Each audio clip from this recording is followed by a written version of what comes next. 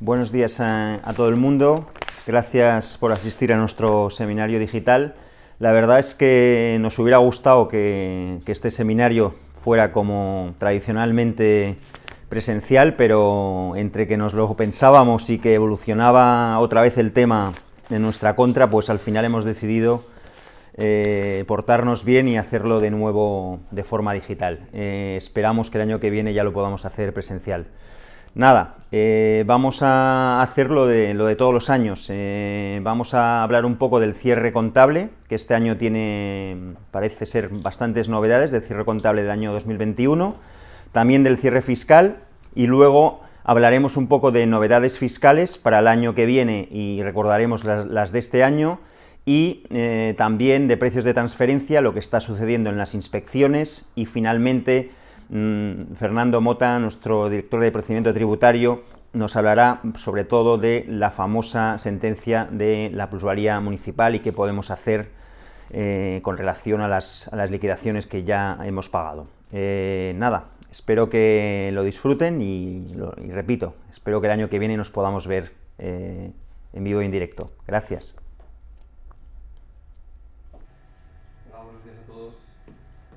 Bienvenidos, como comentaba mi compañero, al seminario contable fiscal de este ejercicio 2021.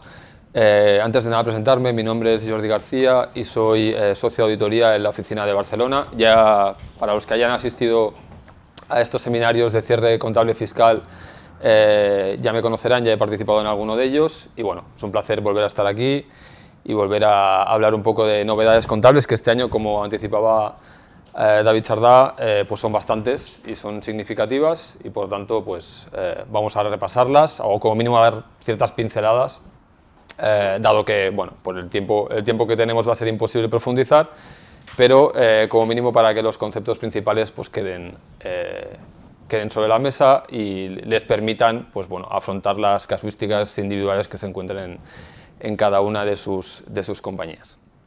Por tanto, empezamos ya. Entonces, ¿de qué vamos a hablar básicamente? Pues vamos a hablar de las principales modificaciones contables de este periodo 2021 y luego ya entraremos en detalle de algunas de ellas, especialmente dos, en relación a instrumentos financieros y al reconocimiento de ingresos.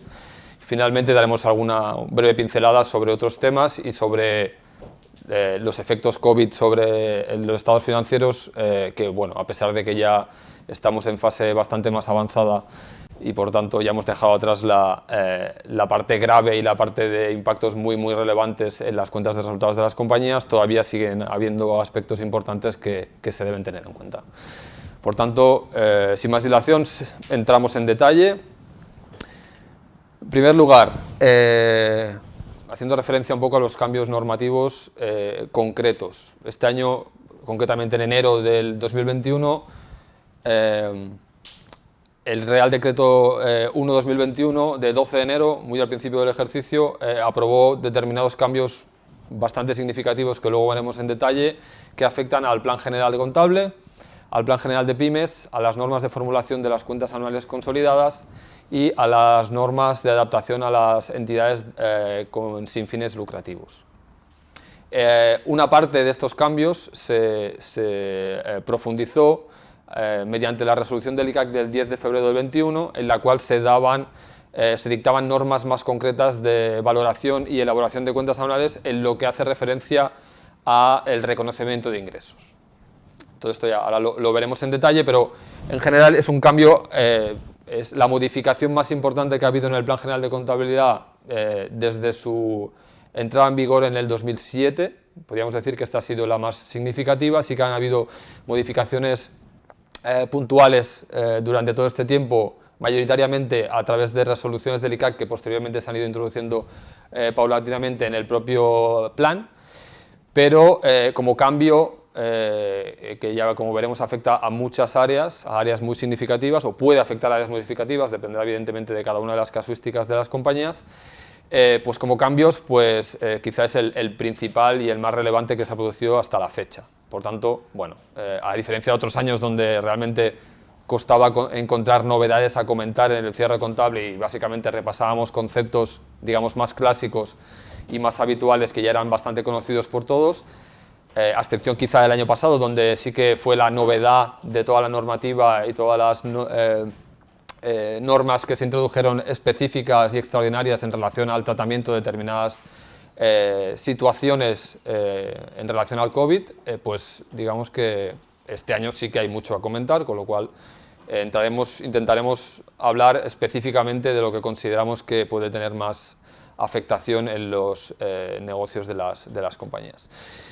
Como todos los cambios normativos que se han producido últimamente, pues básicamente a nivel contable tienen como objetivo pues, la armonización de las normas contables a nivel internacional, y en este caso evidentemente lo que se está transponiendo a la normativa española es normativa europea ya aprobada hace bastantes años. Lo que pasa es que en el proceso de traslación a la normativa local de cada uno de los países pues hay cierto decalaje. En el caso de España suele haber un decalaje bastante importante, y en este caso pues bueno, digamos que la norma llega ahora, llega en 2021, a pesar de que, como ya comentaremos, estas dos normas concretas, o como mínimo los dos cambios más significativos que afectan a instrumentos financieros y a reconocimiento de ingresos, eran aspectos ya recogidos en normativa internacional, concretamente en la NIF 9 y la NIF 15, que ya estarían de aplicación a nivel europeo. Por tanto, aquellas compañías en las que ya se estaba reportando a grupos multinacionales en los cuales se reportaba en normativa internacional, pues estas normas ya eran de aplicación, con lo cual pues en subsidiarias o filiales de estos grupos es probable que parte de estas normas ya se estén aplicando actualmente, con lo cual la transición será más sencilla.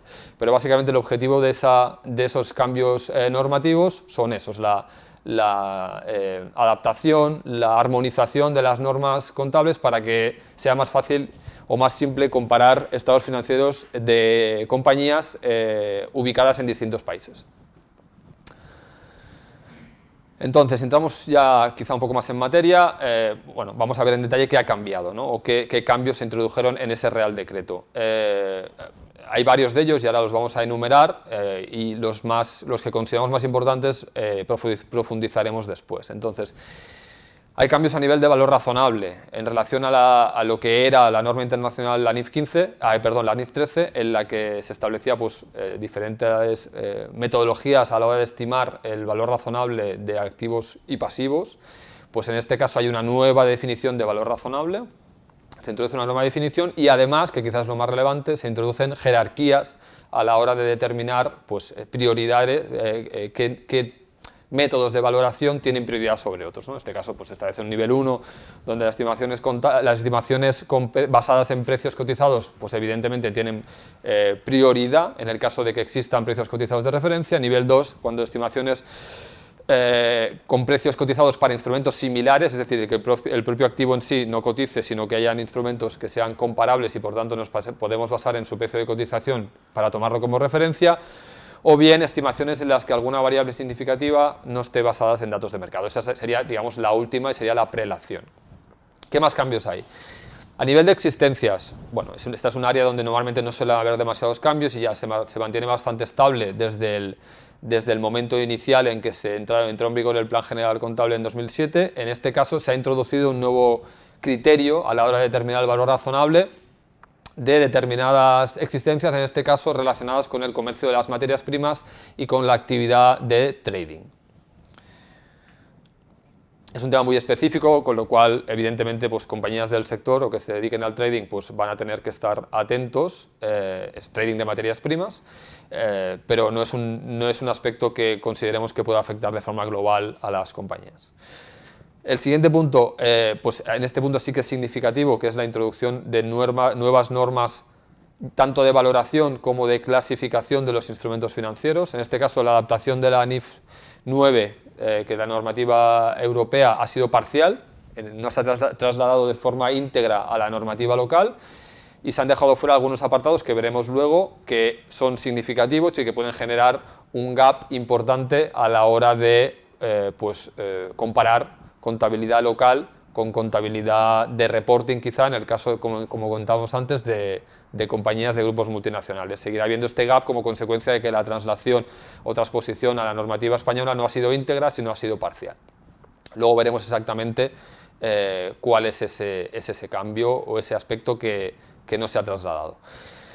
Hay cambios también a nivel de contabilidad de coberturas. Como saben, este es un tema muy complejo y donde bueno, la casuística es muy diversa y por tanto es necesario entrar en detalle en cada una de las características de las coberturas contratadas por las compañías, ya sea de tipo de interés, ya sea de tipo de cambio, del tipo que sea, con el objetivo de analizarla en detalle. Pues en este caso simplemente que sepan que ha habido cambios al respecto y que por tanto vale la pena entrar en detalle en el caso de que las compañías tengan contratado algún tipo de cobertura, contratado o elaborado internamente algún tipo de cobertura contable. ¿Vale?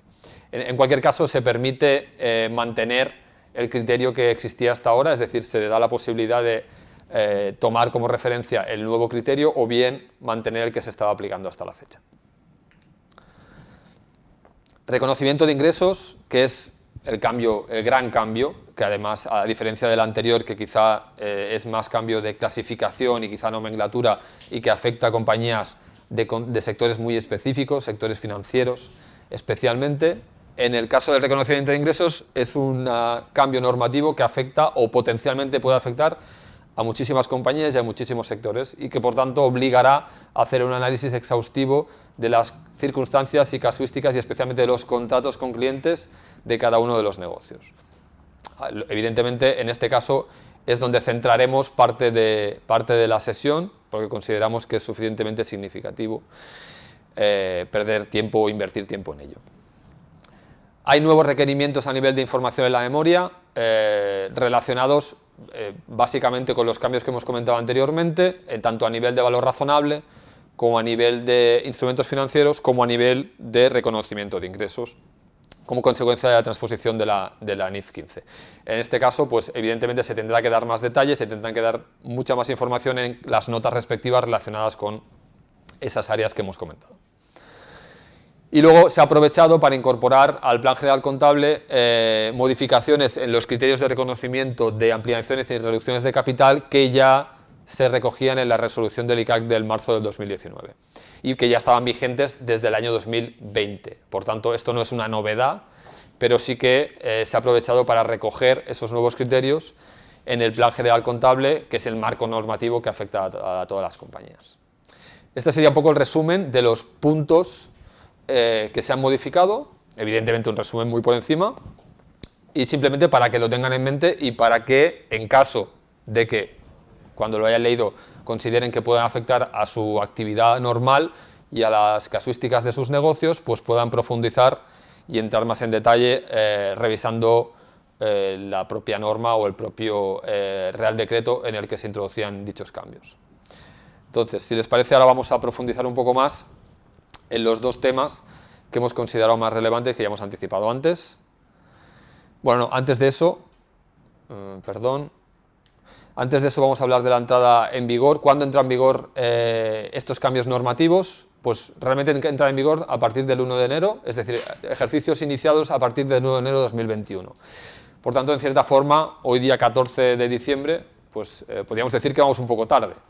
Aún así, para las compañías que cierren su ejercicio el 31 de diciembre, pues bueno, digamos que todavía hay margen y por eso, de hecho, el objetivo de este seminario es refrescar y que tengan en cuenta cualquier cambio normativo que se haya producido o criterios ya existentes en el momento de registrar el cierre contable y, por tanto, mostrar la foto final del ejercicio habiendo aplicado los criterios correctos, ¿no? Entonces, todavía estamos a tiempo, pero sí que es verdad que, dada la magnitud de los cambios, es recomendable o era recomendable que se hubiesen tenido en cuenta por lo que suponen o pueden suponer desde el inicio del ejercicio y por el esfuerzo que puede suponer ahora en algunos casos tener que hacer determinados análisis y determinados cambios si fuese pertinente a última hora y justo antes de cerrar el ejercicio.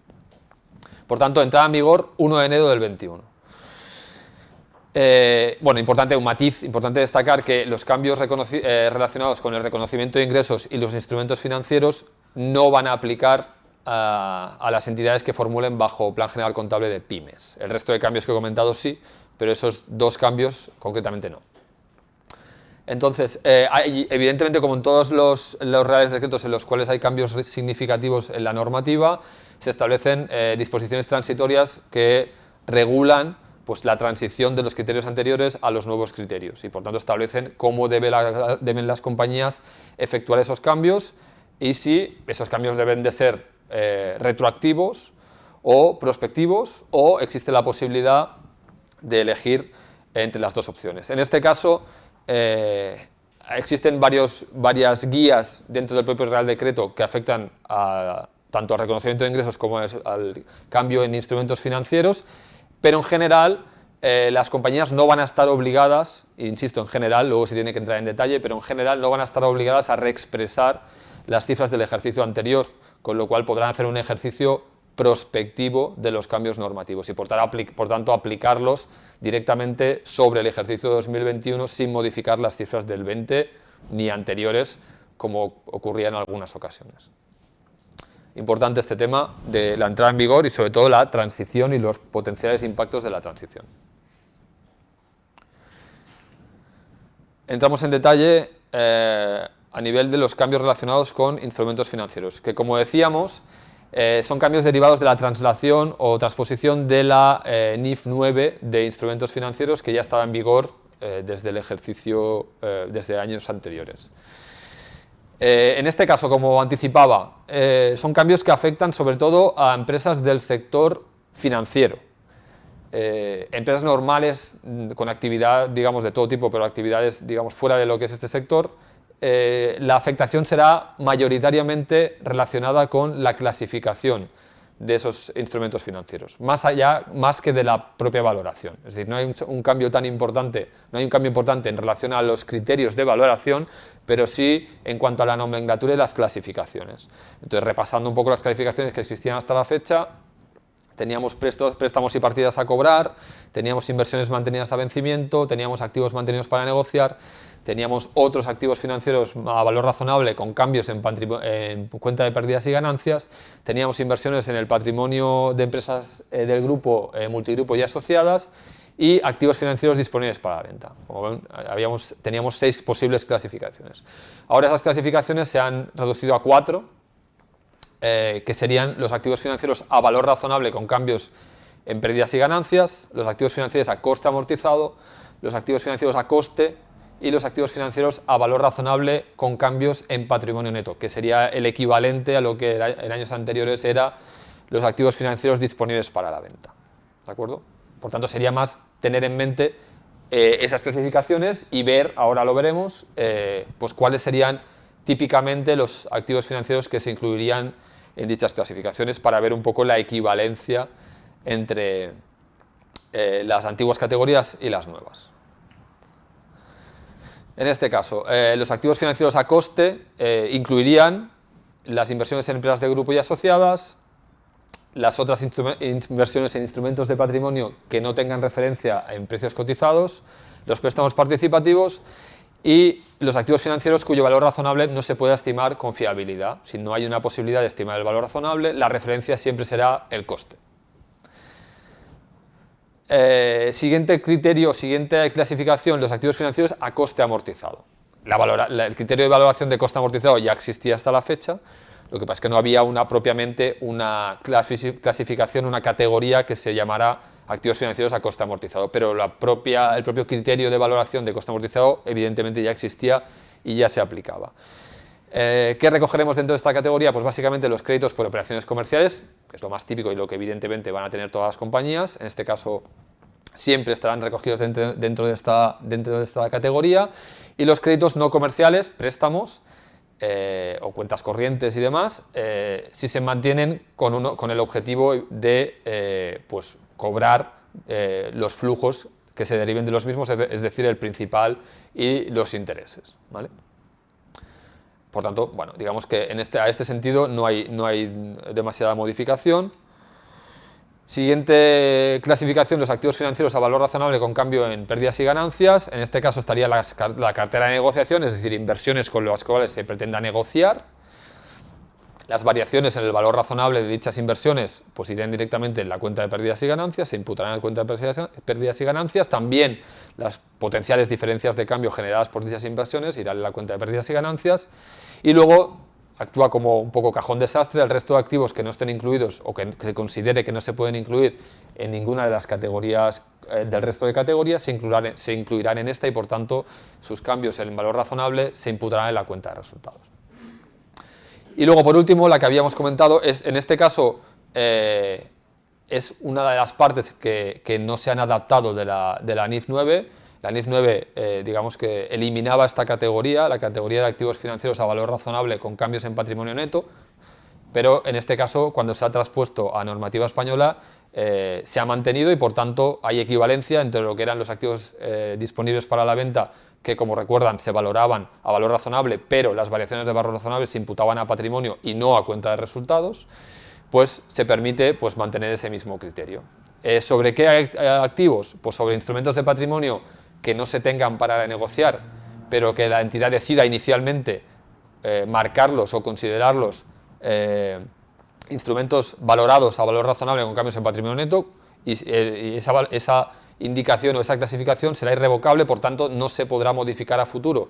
Cualquier instrumento de patrimonio que sea clasificado inicialmente en esta categoría permanecerá en esta categoría hasta que se enajene y en ese momento cualquier variación de valor que se haya acumulado en patrimonio se traspasará a la cuenta de resultados. Y finalmente instrumentos de deuda que cumplan el criterio de que únicamente tendrán flujos relacionados con su pago de principal e intereses y se mantengan con el objetivo de venderlos. ¿Vale? Hasta aquí el cambio en las categorías que, como ven, simplemente pues, se han reducido evidentemente y habrá cierta concentración de determinados activos en alguna de ellas, pero en cuanto a lo que son las normas de valoración que aplicaban a dichos activos hay pocos cambios al respecto, digamos que ninguno. ¿Vale? Por tanto, es más nomenclatura que valoración. Evidentemente, se tendrá que hacer cierta conciliación entre las categorías que existía con el anterior plan, o antes de la modificación, y las nuevas categorías, en el caso, evidentemente, bueno, en todos los casos en esta circunstancia. Entonces, en la memoria se tendrá que explicar cuál ha sido el paso entre categorías de un año a otro. Y luego se tendrán que dar información cualitativa que permita entender los criterios que han llevado a la compañía a clasificar determinados activos en cada una de las categorías. Evidentemente, si en esa transición, en algún caso puntual, ha habido algún impacto y por tanto ha habido un cambio de la valoración, en ese caso pues, el potencial impacto que se haya producido a nivel patrimonial pues, se tendrá que detallar y explicar. Por tanto, bueno, cambio importante porque sí que es verdad que lógicamente en las cuentas anuales ya no se podrá hablar de préstamos y partidas a cobrar y se tendrá que hablar de activos a coste o activos a coste amortizado o activos a valor razonable con cambios en pérdidas y ganancias, pero más allá de eso simplemente pues será revisar un poco la descripción de esas normas de valoración y esas categorías en las cuentas anuales y en todo caso explicar la conciliación entre los dos ejercicios. Y entraríamos entonces en el apartado más importante de esta sesión de cambios contables, que sería el relacionado con el reconocimiento de ingresos. En este caso, como decíamos, es una norma derivada o es un cambio derivado de la transposición de la NIF 15, que ya estaba en vigor en ejercicios anteriores. En este caso, la transposición ha sido íntegra y, por tanto, pues es exactamente una réplica de todas las cláusulas y de todos los criterios que se aplicaban o se detallaban en la NIF 15. ¿Por qué se ha realizado este cambio? Vale. Pues si recuerdan, hasta ahora los ingresos de las compañías pues, se recogían o se contabilizaban en base a una norma de valoración, que era la norma de valoración 14 del Plan General Contable, que era muy escueta, diríamos que era una sola hoja, en la que se hablaba de ingresos ordinarios. Era muy poco explícita, muy poco detallada y, bueno, y daba lugar a muchas interpretaciones y la mayoría de ellas acababan siendo pues, una consulta al ICAC y, por tanto, con la consiguiente respuesta o, hipotéticamente, en casos ya muy significativos, acababa derivando en resoluciones del ICAC donde ya se introducían cambios concretos o especificaciones concretas respecto a determinadas transacciones y su reconocimiento contable como ingresos. Ahora pasamos a la otra parte, totalmente al polo opuesto. En este caso, la NIF 15 es una NIF súper detallada, es una norma súper detallada en la que se establecen o se intentan recoger las máximas casuísticas posibles con las que se pueda encontrar una compañía a la hora de reconocer sus ingresos y por tanto, bueno, da poco lugar a interpretación, aunque sí que abre la posibilidad de que haya cierta subjetividad en la determinación de algunos de los criterios, como ya veremos. Pero sí que es verdad que donde antes todo era 100% interpretación prácticamente, ahora hay criterios muy bien definidos, aparte de existir una metodología que ahora veremos de 5 etapas que se deberían analizar en cada uno de los contratos que firmen las compañías con sus clientes. Además, yo creo que va a ser bueno porque va a obligar a las compañías a hacer una revisión exhaustiva y en detalle de sus contratos con los clientes, porque digamos que aquí van a adquirir mucha importancia las cláusulas y los detalles de los contratos.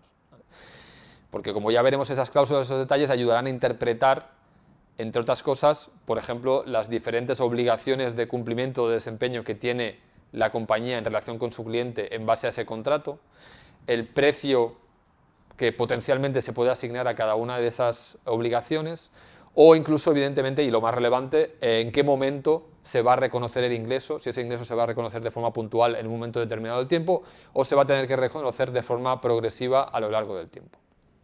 Por tanto, muy importante aquí entrar en el detalle de los contratos uno por uno, o bien si se hacen contratos de forma estándar para cada uno para distintos grupos de clientes, pues a nivel global para ese grupo de contratos. Pero es muy importante revisar el detalle, como ya veremos.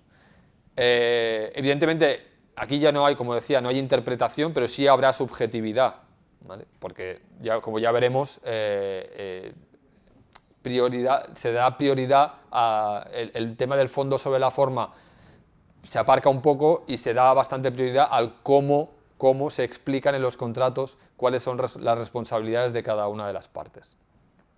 Aún así, sigue habiendo un concepto básico y que sigue siendo totalmente de aplicación a la hora de establecer cuándo se puede reconocer un ingreso en la cuenta de pérdidas y ganancias y cuándo no, que es el concepto de la transmisión del control de los bienes o servicios comprometidos con el cliente.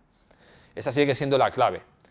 Aún así, a veces es difícil saber o precisar en base a un contrato y en base a los casos del contrato cuál es ese momento de transmisión del control. Entonces, lo que propone la norma es determinadas pautas para que, bueno, esa determinación de cuándo se establece la transmisión del control pues sea más simple o más sencillo. Aún así, evidentemente dependerá mucho de la casuística del negocio y del sector y de la tipología de contratos que se firmen con los clientes, pero aún así pues bueno, dependerá mucho del sector. Habrá sectores muy sencillos en los que esté muy claro cuándo se produce la transmisión del control y por tanto probablemente la implementación de estos cambios no tengan impactos significativos o potencialmente incluso no tenga ningún cambio, pero aún así, como se reconocen muchas casuísticas y se entra muy en detalle, es posible que hasta en los negocios donde aparentemente se creía que el cambio normativo no debería tener ningún impacto en la cuenta de resultados, pues al final acabe teniéndolo, ¿no? Con lo cual vale la pena revisarlo en detalle. Entonces, vamos a hablar del método de los 5 pasos, que es el que establece la norma que debe ser de aplicación a la hora de revisar cada uno de los contratos que firman las compañías con sus clientes para determinar todos estos aspectos que ahora comentaremos. Entonces, básicamente los 5 pasos que ahora nombraremos y entraremos en detalle uno por uno serían la identificación de los propios contratos con el cliente, es decir, si existe un contrato, 2 contratos, si son contratos que se pueden tratar de forma conjunta o bien se tienen que tratar de forma separada a pesar de haberse realizado con los mismos clientes y en relación a quizá bienes o servicios parecidos o semejantes, pues el primer punto sería identificar bien el contrato o los contratos existentes. Quizá también, que ahora lo veremos, entrar en qué pasa o qué sucede cuando se modifican esos contratos y qué impactos puede tener respecto al reconocimiento inicial de los ingresos. Segundo punto, la identificación de las obligaciones, una o varias, que se incluyan en ese contrato en relación con la obligación que tengo yo respecto al cliente. Tercer punto, determinar cómo determinamos el precio o el importe de la transacción. o la contraprestación del contrato. Cuarto punto, asignar el precio que hayamos determinado, que es el de transacción, asignar el precio a las distintas obligaciones a cumplir si hubiese más de una. Y finalmente, pues reconocer el ingreso por el precio determinado en los puntos anteriores, en un momento determinado o a lo largo del tiempo en función de lo que se haya determinado en los pasos anteriores. Por tanto, estos 5 pasos o 5 fases es muy importante tenerlas en mente porque va a ser necesario aplicarlas a todos y cada uno de los contratos con los que firme la compañía con sus clientes. Evidentemente, si luego todos los contratos son estándar y se aplican exactamente los mismos, con el mismo clausulado para todos los clientes, pues ese análisis se hará una vez y en principio si no hay modificaciones de los contratos, pues el tratamiento contable y el reconocimiento de ingresos debería ser uniforme para todos esos contratos. Entramos en detalle, vamos a hablar de la identificación del contrato, ¿vale? Entonces la norma que dice que básicamente solo se puede contabilizar un contrato, pues bueno, algo que parece muy simple y muy sencillo, pero quizá a veces no lo es tanto, ¿no? Cuando las partes que intervienen en la operación se comprometen a cumplir sus respectivas obligaciones, evidentemente, sí es posible identificar en dicho contrato los derechos de cada parte y las condiciones de pago con respecto a los bienes a transferir, es decir, si se puede establecer en cada momento, pues cuándo existe la obligación del cliente de pagar los bienes o servicios transferidos en cada momento de ese contrato. Cuando evidentemente el contrato tenga fundamento o sustancia comercial, porque se espera que el riesgo, calendario o importe de los flujos de efectivo de la empresa cambien como resultado del contrato, es decir, si evidentemente de ese contrato se van a derivar flujos a favor de la compañía, si se estima que esos flujos hay una baja probabilidad de que lleguen a la compañía, pues no tendrá ningún sentido reconocer ese contrato, ¿vale? Y finalmente, bueno, digamos que es probable que la empresa reciba esa contraprestación, ¿vale? Por tanto, esos son los requisitos para que se pueda contabilizar un contrato. Bueno, como anticipaba antes, se debe tener precaución cuando existan varios contratos con un mismo cliente y que quizás deban analizarse en detalle para ver si se puede tratar todo conjuntamente como un solo contrato. Se pueden combinar esos contratos. Esa opción la permite la norma. Y luego, otro punto importante es hacer seguimiento de los contratos. Es decir, evidentemente, si un contrato simplemente consiste en yo tengo un bien en mi stock y se lo transmito a mi cliente, se lo llevo a sus almacenes o vienen a buscarlos a mis almacenes y demás, pues ese contrato se acaba en ese momento y por tanto ya no hay posible modificación. Ahora bien, también ese contrato puede consistir en que yo me comprometo a entregarle un determinado número de unidades a ese cliente durante un periodo de tiempo. Entonces, ahí sí que vale la pena hacer seguimiento de ese contrato durante ese periodo de tiempo por el cual he pactado que yo iré entregando determinadas cantidades, determinadas unidades a mi cliente. ¿Por qué? Porque puede ser que en un momento determinado del contrato, a través de una negociación con el cliente, se determine una modificación en ese contrato y no solo en las cantidades, sino seguramente también en el precio. Y por tanto, se indique que donde inicialmente se iban a entregar 2.000 unidades y se han entregado de momento solo 500, pues al final se van a entregar 5.000 y el precio que inicialmente era 1,5 € por unidad, ahora será pues de 0,8 € por unidad y por tanto es probable, se tendrá que analizar en detalle, que esa modificación tenga consecuencias sobre el reconocimiento del ingreso derivado de las cantidades que yo todavía no había entregado potencialmente. Es un ejemplo que se puede dar, pero básicamente que indica que en el caso de contratos de cierta duración se debería profundizar y hacer seguimiento sobre los mismos para ver si ha habido modificaciones posteriores y qué impacto podrían tener esas modificaciones posteriores sobre el reconocimiento del ingreso inicial y a futuro el que quede por reconocer. Ejemplos de combinaciones de contratos, pues bueno, digamos, una empresa que desarrolla y vende a un cliente un sistema de ciberseguridad y unos días después acuerda vender a la filial de ese cliente el mismo sistema. En las negociaciones pues se acepta vender dicho sistema con un descuento considerable a ambas sociedades si lo compran conjuntamente. Pues es evidente que esos contratos no se pueden tratar a efectos contables como transacciones separadas, sino que se deberá tratar como una transacción conjunta y analizar cuál es el precio de la transacción y cómo se deben reconocer en la cuenta de pérdidas y ganancias de forma conjunta. Ejemplos de modificaciones de contratos, pues en este caso pues la empresa acuerda la venta de 10.000 bolígrafos a un precio concreto y que se transferirá a lo largo del tiempo y como decía antes, pues durante ese periodo y antes de haberse entregado la totalidad de las unidades sobre las cuales me había comprometido, pues se cambia, se amplía el contrato y se dice, oye, pues donde íbamos a entregar 10.000, entregamos pues 15.000, pero el precio de las unidades nuevas va a ser mucho menor al de las unidades anteriores, por ejemplo. Pues ahí implícitamente hay un descuento por volumen y que seguramente se debería regularizar el precio por el cual se van a reconocer el ingreso de cada una de las unidades entregadas a partir de entonces.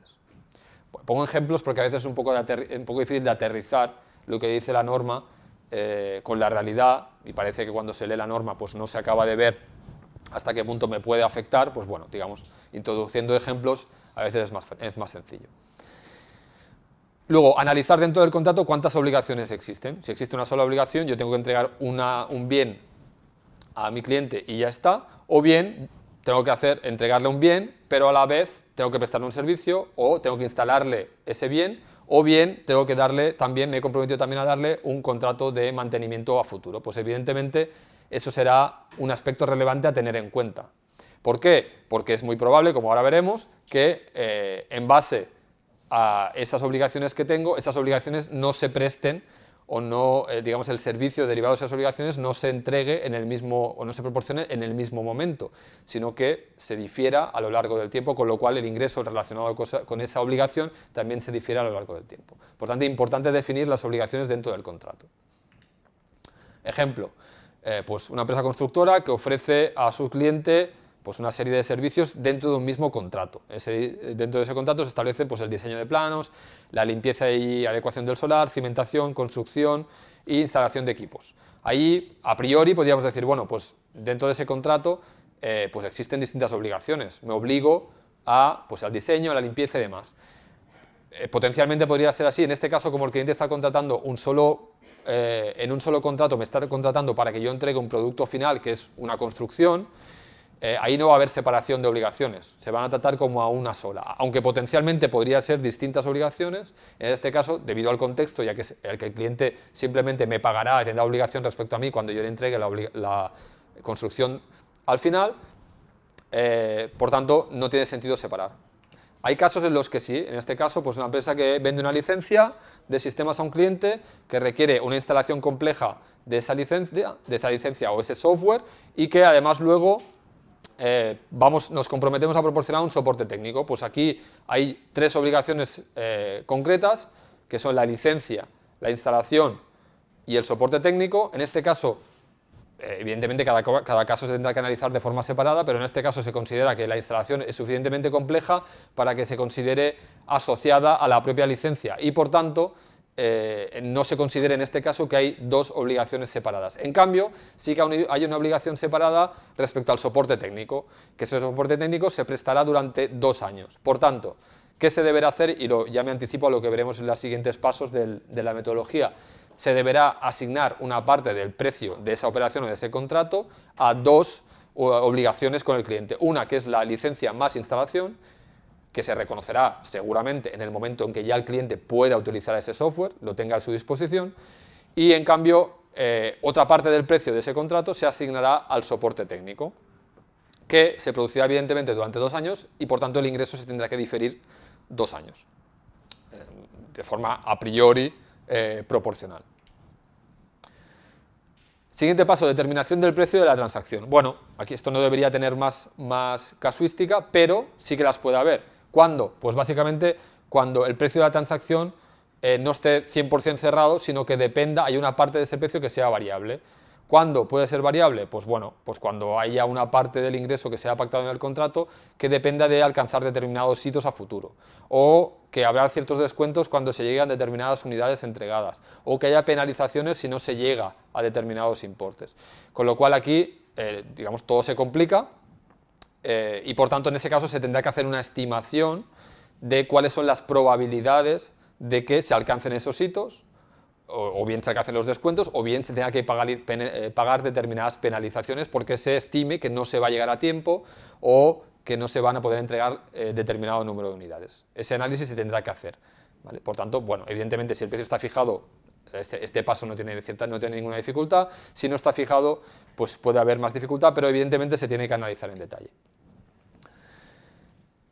los pagos, bueno, digamos que en el caso de que se paguen por exclusividades y demás sería otro ejemplo. Bueno, no vamos a entrar en detalle porque si no el tiempo se nos va a ir en detalles, pero sí que es verdad que evidentemente cuando dentro de la contratación la obtención de un contrato me obligo yo a pagarle al cliente por cierta exclusividad o porque tengan mis productos digamos en un supermercado, por ejemplo, delante de otros y demás, pues bueno, eso será un pago upfront al principio, se tendrá que determinar hasta qué punto ese pago o ese gasto se reconoce aparte o como una menosventa o en qué momento de esa menosventa.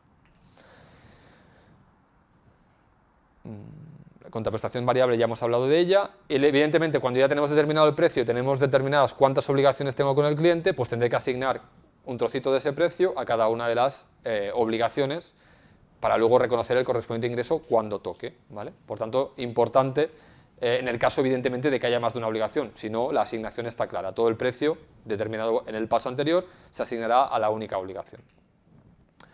Y luego, último paso, que es el propio reconocimiento de ingresos. Y esto es importante porque, evidentemente, y nos vamos al tema del control que hablábamos al principio, el impacto en cuenta de resultados será muy distinto en función de si yo considero que el servicio o el bien se ha transferido su control en un momento determinado del tiempo o bien se está transfiriendo el control a lo largo del tiempo. Por tanto, será importante analizarlo en detalle porque el impacto en cuenta de resultados es muy distinto, ¿vale?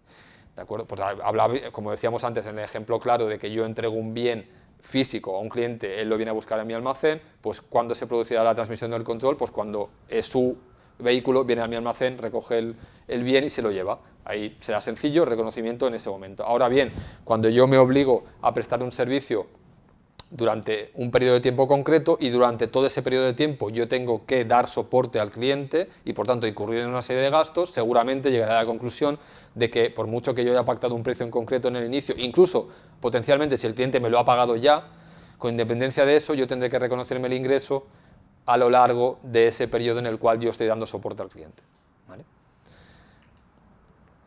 Luego, casos particulares, y me centraré solo en este caso que es el más relevante o quizá más distinto de lo que existía hasta ahora. Hasta ahora, pues los costes llamados incrementales, que son costes asociados a la obtención de un contrato, es decir, lo que me cuesta obtener un contrato, ya no por intentarlo, pues yo cuando tengo que negocio con un cliente, pues estoy incurriendo en una serie de costes de mi personal, de mi director de comercial, de toda serie de costes de desplazamiento, de análisis previo de una serie de características de ese contrato, etc. Esos costes son costes por intentar conseguir ese contrato, pero luego tengo unos costes que puedo tener solamente por el hecho de haberlo conseguido. Normalmente son costes relacionados con comisiones, bonus y demás. Hasta ahora, pues bueno, esos costes se registraban en el momento en que se devengaban, es decir, cuando se cerraba el contrato y por tanto se contabilizaban en la cuenta de resultados como un gasto, la comisión con mi comercial o el bonus que le he tenido que pagar a un tercero para ayudarme con la obtención de ese contrato. Ahora lo que establece la norma es que esos costes incrementales se deben o se pueden activar y llevar a la cuenta de resultados a medida que yo me reconozca el ingreso derivado del contrato que he obtenido, ¿vale? Por tanto, si evidentemente el contrato está relacionado con la entrega en un momento dado de un bien, en el momento que se produce esa entrega se reconoce el ingreso y evidentemente también se reconoce la comisión. Pero, cuidado, porque si llego a la conclusión de que mi ingreso lo tengo que periodificar y reconocer a lo largo del tiempo, la comisión pagada o el bonus pagado también tendré que trasladarlo a lo largo del tiempo y por tanto tendré que correlacionarlo, ¿vale? Esto es algo que hasta ahora no se hacía ni se contemplaba, como podemos ver, es una norma de reconocimiento de ingresos en la cual también se habla de otras áreas, también se habla de los gastos asociados a esos ingresos, cosa que hasta ahora no pasaba. Por tanto, es un tema importante a tener en cuenta. ¿Qué más casos particulares hay? Pues bueno, en la misma norma, para que lo sepan, simplemente que lo tengan en cuenta, se regula pues, los costes derivados del cumplimiento del contrato, cuándo se tienen que reconocer como existencias, cuándo se tienen que reconocer como un intangible. Los cambios en la estimación o el potencial del deterioro de esos costes incrementales o de cumplimiento, en caso de que al final, pues, por ejemplo, se estime que el contrato no se puede cumplir o se puede cumplir parcialmente. Se regulan también las ventas con derecho a devolución. Se regulan también las garantías entregadas. También un tema importante porque es bastante común que yo entregue, para determinados productos o servicios yo proporcione garantías a mi cliente. Y aquí se tienen que distinguir entre dos tipos de garantías. Las garantías, digamos, relacionadas con asegurar al cliente de que ese bien va a cumplir con todas las características y va a funcionar de la manera que nos hemos comprometido, o bien garantías de tipo servicio relacionadas con la prestación de una garantía adicional a la que estoy obligada, ¿vale? Porque aquí, digamos que lo que estoy es obligándome a prestar un servicio adicional al cliente. Digamos, el seguro que ya me obliga la ley, por ejemplo, a garantizar que todo funciona bien durante 2 años, para unos electrodomésticos, por ejemplo, eso ya va intrínseco a mi prestación de servicio inicial o a la entrega del equipo. Pero si yo le permito al cliente dentro del mismo contrato contratar una garantía adicional de 5 años más, eso es una prestación de servicios adicional y por tanto seguramente tengo que asignar una parte del precio de la transacción a esa obligación de desempeño que hasta ahora no estaba teniendo en cuenta. ¿De acuerdo? Más casos particulares. Bueno, actuación por cuenta propia ajena, el principal versus el agente, las opciones del cliente a obtener servicios adicionales a futuro, vales de puntos y demás, anticipos pagados por los clientes o acuerdos de cesión de licencias, donde aquí es muy importante separar lo que es el derecho de acceso a la licencia, en el cual tiene que haber un soporte por parte del cliente, de la empresa durante la utilización de esa licencia, o bien el derecho a utilizarla sin la necesidad de que el cliente, de que la compañía dé soporte y por tanto incurra en más gastos. También se regulan acuerdos de recompra, acuerdos de depósito y demás, ¿de acuerdo? Por tanto, en resumiendo, importante revisar en detalle los contratos, revisar las cláusulas y seguir los 5 pasos que regula la norma para ver si algo que a priori nos parecía que se daba por hecho, que el reconocimiento de los ingresos relacionados con mis contratos y mis transacciones era muy evidente y se reconocía en un momento concreto del tiempo y por unos importes concretos, quizá ahora nos lo debemos replantear y por tanto pues toca hacer determinados ajustes. Sí que es verdad que estamos tarde y si llegamos a esa conclusión, el esfuerzo que vamos a tener que hacer al final del ejercicio para aflorar ese nuevo criterio pues va a ser importante, pero bueno, todavía estamos a tiempo. Por último, y muy rápido porque vamos un poco fuera de tiempo, cosas a tener en cuenta respecto a efectos de COVID, simplemente para tenerlo en mente, como que recordar que siguen habiendo normas y resoluciones del ICAC y consultas del ICAC que regulan cómo tratar determinadas transacciones o determinadas situaciones que se han dado durante el COVID, pero además, bueno, digamos que la situación en sí obliga a replantear temas que hasta ahora pues quizá no nos planteamos al cierre del ejercicio de forma tan habitual, como puede ser revisar las estimaciones, revisar los test de impairments en base a proyecciones a futuro, porque ahora pueden haber cambiado por la incertidumbre que sigue existiendo en algunos sectores, impactos de reestructuraciones de refinanciación que están siendo bastante habituales, dado que hay compañías que no han podido afrontar los pagos de sus deudas en el periodo que estaba establecido y por tanto han tenido que prorrogarlo o refinanciar dicha deuda, cumplimiento de covenants y demás, ¿de acuerdo? Por último, y ya acabo, rápido, un tema importante que es novedoso de este año y que no tiene mucho que ver con la propia contabilidad, pero sí con las cuentas anuales. Recordar que para los requerimientos, para estar obligados a preparar, formular estado de información no financiera, que hasta ahora afectaba solamente a sociedades o grupos que tenían una plantilla media superior a 500 trabajadores, 2021 ha bajado a 250 trabajadores, con lo cual bajada sustancial y es potencialmente importante para muchas empresas, muchos grupos que hasta ahora no tenían previsto tener que preparar o formular este tipo de estado financiero y a partir de ahora lo va a tener que hacer y tener en cuenta que ese estado financiero debe ir adjunto a las cuentas anuales, se debe formular conjuntamente y el registro mercantil no va a aceptar cuentas anuales que no recojan ese estado financiero, con lo cual ese estado de información no financiero, con lo cual importante si se da el caso y si les aplica pues que se pongan con ello ya, porque el esfuerzo al respecto para partir de cero en este caso va a ser muy importante. Último tema y que es también muy significativo a raíz de todos los impactos del COVID. Se ha prorrogado las medidas para flexibilizar las causas de disolución a efectos mercantiles. ¿Qué quiere decir? Que hasta ahora no se tenían en cuenta o se estableció que a efectos de determinar si la sociedad estaba en causas de disolución por el impacto o pérdidas que habían tenido en su patrimonio, las derivadas del COVID, no se tienen en cuenta las pérdidas del ejercicio 2020. Pues se ha prorrogado y tampoco se van a tener en cuenta las pérdidas o potenciales pérdidas del ejercicio 2021 a efectos de determinar si la compañía está en causa de disolución. Simplemente tenerlo en cuenta, no sabemos si se va a alargar más allá, depende de cómo evolucione evidentemente todo en 2022, es posible que se alargue, pero a fecha de hoy se ha prorrogado solamente respecto a pérdidas del 20 y del 21. Y hasta aquí, ha sido un repaso muy rápido porque realmente había muchas cosas que explicar Evidentemente, pues se tendrá que profundizar en cada uno de los temas en función de las circunstancias de cada compañía y recomendamos que así lo hagan. No sé si hay preguntas. ¿Ha quedado tiempo para preguntas? No, me dicen que no hay preguntas. Pues gracias por la atención y les dejo con mi compañero Roberto García, que pues ya entrará en más materia fiscal relacionada con el cierre fiscal del ejercicio y novedades fiscales. Un placer, un saludo, hasta la próxima.